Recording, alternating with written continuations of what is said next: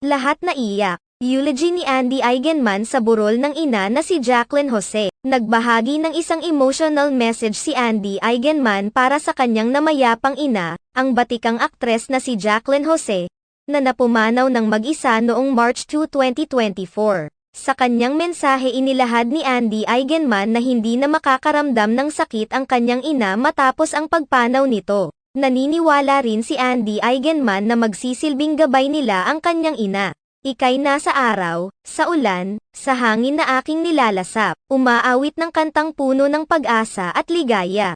Wala na ang sakit, wala na ang takot. Emosyonal na pahayag ni Andy.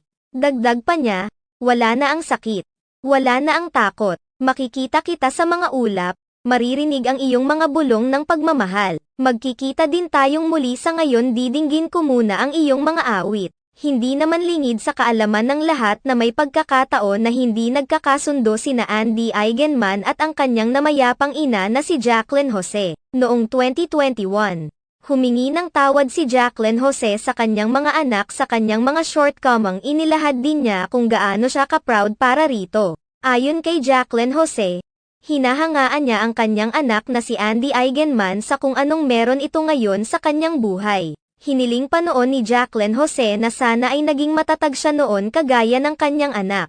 Ipinahayag din niya kung gaano niya kamahal at palagi umano siyang nakasuporta sa lahat ng mga ginagawa nito. Samantala, noong 2022 hiniling pa ni Jacqueline na sana ay batiin rin siya ni Andy sa kanyang kaarawan para maging kompleto ito.